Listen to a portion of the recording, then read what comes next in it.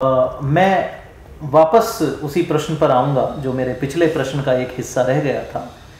बहुत संक्षेप में मैं ये जानना चाहता हूं कि जो हमारी इकाइयां हैं नोएडा लोकमंच के साथ, वो कब कब आरंभ हुई और उनके एक एक पंक्ति में आप बताएं कि उनके उद्देश्य क्या रहे। सच। डॉक्टर अरुण मित्तल जी, शुरू से एक मेरे दर्द है, क्योंकि मैं एक बहुत साधारण से परिवार से आया, पैदल चल के 5-5 किलोमीटर अपने गवर्नमेंट इंटर कॉलेज में पढ़ा। मेरे पिताजी रेवेन्यू डिपार्टमेंट में, बाबू आज शब्द कहते हैं, क्लर्क थे, और आर्थिक विषमताओं से गुजरता हुआ HPTI कानपुर से केमिकल इंजीनियरिंग की, अपने समय का टॉपर रहा। तो सच बात यह है कि मैं उस दौर से गुजरा हूं कि जीवन में किसी लक्ष्य को पाने के लिए साधनों की कमी के बावजूद अगर दृढ़ इरादा हो तो प्रतिभा कभी जंग नहीं खा सकती, प्रतिभा को कोई दबा नहीं सकता। एक सफल जीवन शिक्षा में, उसके बाद जो मैंने अपनी फैक्ट्री चलाई पटपड़गंज में, उसके बाद नोएडा में आया 1984 में, हमारी अपनी एक प्लॉट था सेक्टर 9 में। आपको बात बताएं, सत्य मगर लगती है कुछ अजीब सी, कि हमने 1972 से 94 तक फैक्ट्री चलाई है, लगभग 22 साल जी। और आपको सच बताएं कि जो मेरी एक वो थी कि भ्रष्टाचार के खिलाफ लड़ना है, मुझसे न किसी ने कभी रिश्वत मांगी, ना हमने कहीं रिश्वत दी। चाहे कोई भी कितना कहे कि प्राधिकरण में ये बेईमानी होती है, दिल्ली में बेईमानी होती है, सेस्टेस विभाग में होती है, मुझसे रिश्वत नहीं मांगी।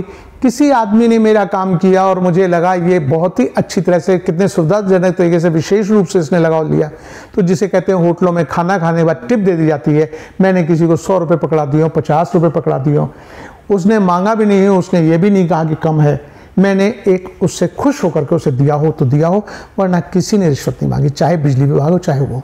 आज जब लोग कहते हैं साहब मैं रिश्वत, उसने इतनी मांगी इतनी मांगी, तो मेरे मन में एक ही प्रश्न आता है, रिश्वत मांगी जाती है और देने वाला तैयार रहता है, तभी ये रिश्वत का आदान प्रदान होता है। दोनों ही दोषी हैं। जब किसी से उसकी हैसियत से ज़्यादा रिश्वत मांग ली जाती है, या उसे लगता है ये रेट ये है और हमसे ज़्यादा मांगा जा रहा है, तब वो चीखना शुरू करता है। वरना लोगों का यह है कि सहज रूप से रिश्वत देना एक अधिकांश लोगों का स्वभाव हो गया। क्योंकि मैंने तो महसूस किया कि 22 साल में मुझे ना कहीं रिश्वत देनी पड़ी और सभी काम गति से हुए। तो जो आपने अभी प्रश्न पूछा कि मुझे ये था कि एक आम आदमी को, जिससे दौर से मैं भी गुजरा हूँ, एक आम आदमी को सम्मानपूर्वक जीने के लिए क्या बेसिक ज़रूरतें हैं और लोकमंच उस पर काम करे। लोकमंच धनाढ्यों संपन्न लोगों की ज़रूरतों के लिए नहीं संस्था बनाई गई थी। लोकमंच बनाई गई थी कि समाज के उस चौथे पायदान वाले आदमी को, उस गरीबी रेखा से के पास से गुजरते हुए, या रोज़ की अपने सिर्फ क्षुधा पूर्ति के लिए भी करते हुए लोगों के लिए कैसे एक सहारा बने। नोएडा लोकमंच का नारा और उद्देश्य भी आप पढ़ें, सजग साथी सदैव आपके साथ। सजग साथी की जरूरत किसी धनाढ्य आदमी को नहीं है, सजग साथी की उसके साथ उसको जरूरत पड़ती है जिसके साथ कोई अन्याय हो रहा है, जिसके दिल से एक आह निकल रही है और वो अपने आप को कमज़ोर समझ रहा है। तो लोकमंच ने शुरू में जो काम किया, ये प्रोजेक्ट्स तो बहुत बाद में आए हैं।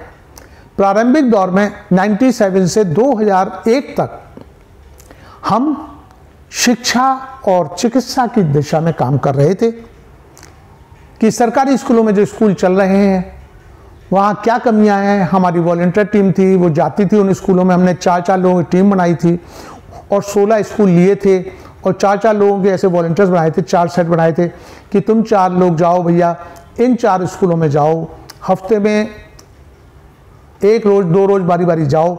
उस स्कूल में प्रथम साल हमने करा कि वहाँ के क्या चीज़ें बेसिक ज़रूरतें हैं उनको पूरा करो।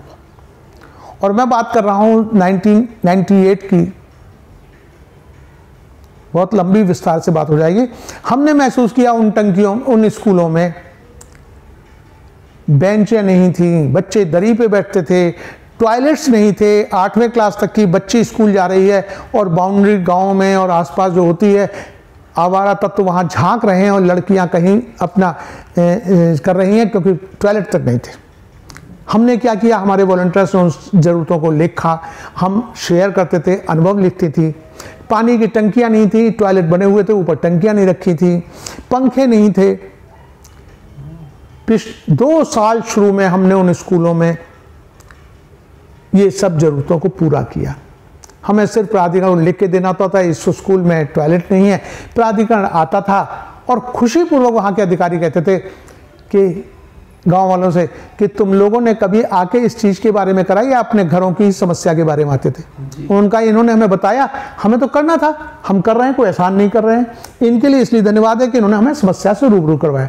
कई स्कूलों की 4 दीवारी ऊंची करवाई प्राधिकरण से, कई स्कूलों में टॉयलेट वगैरह बनवाए और वहाँ सीटें लगवाई, पंखे हमने अपने मित्रों के द्वारा दिलवाए, पानी की टंकियाँ हमने शहर से सहयोग करके दी। 16 स्कूल हम करी। 2 साल हमारा चला। स्कूलों में अभाव ना रहे, बच्चों को बुनियादी ज़रूरतें पूरी मिले, किताबें भी दिलवाई, किसी को कपड़े नहीं है तो हमने दिलवाई, ये सब काम करते रहे।